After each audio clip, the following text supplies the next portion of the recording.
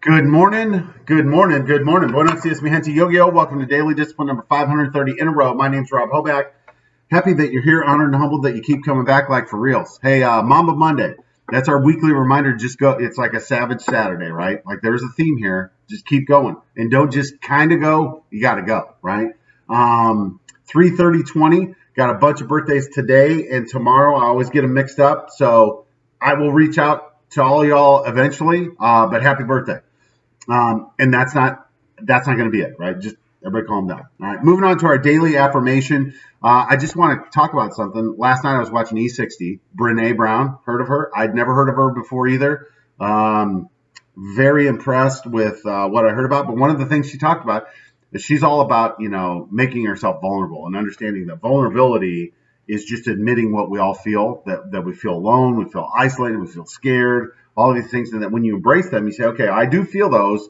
That's natural. Now let's go. And she's just had a tremendous impact on a lot of people. And I'm sure she's going to have an impact on me.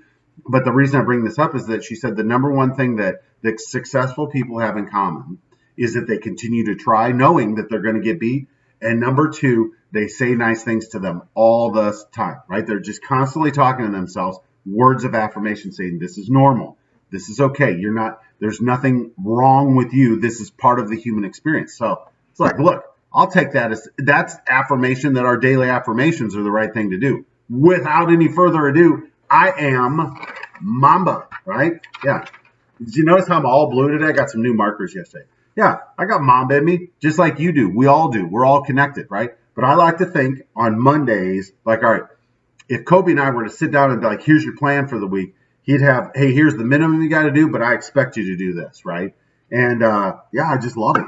I love it. I'm sorry that Kobe had to die for his legend to grow, but I love Mamba Mondays, right?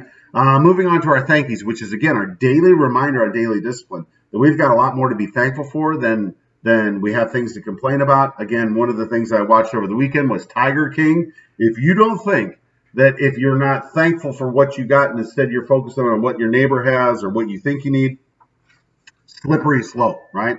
My thank yous, without any further ado. Number one, God is good. God's been good to us in the good times and the bad. Number two, LinkedIn. We talked about Mamba Monday. Last Monday, I did a Mamba Monday post, which LinkedIn is like kind of like Facebook for business, but a ton of views, like over 1,500 views. And so we're going to have to double down on that. And I'm just amazed and honored and humbled at the power of my voice sometimes that people respond to it. It's like, all right, we got to keep going, right? And then my last thank you of the day is to PAS the Independence, PTI. It's the school where Jack was going. They're closed down indefinitely because of the pandemic. But through the director, I've been able to get in touch with a couple of the teachers who are looking to do some part-time work and are going to come over to the house and work with the kids. So we'll have like our own little school right here. Huh? How about that, right? God is good. All right, moving on to real talk. Just spend a couple minutes today talking about COVID-19 and Joe Diffie. So our title is F-U COVID-19 and rest in peace Joe Diffie, right? So look, this whole thing, I'm just as sick of it as you are, right?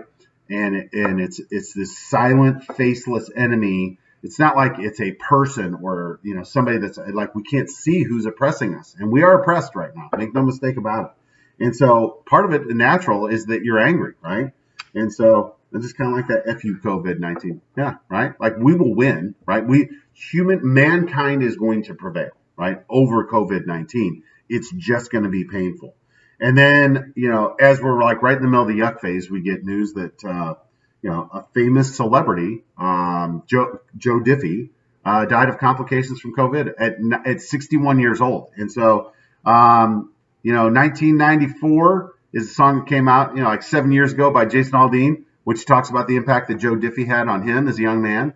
And man, Joe Diffie was popular when I lived in Kentucky, right? There was a period of time there where, country music really boomed. And Joe Diffie was part of that. Joe was born in Tulsa, Oklahoma, lived just an average life, right? And then he decided in 1986 that he was going to become a country music star and devoted himself to that, went all in. And 4 years later, he blew up. 7 years later, he was being inducted into the Grand Ole Opry. And so he had a great life, man. There from from, you could say, from 86 to probably 96, that momentum then carried him for a long, long time. So rest in peace, Joe Diffie.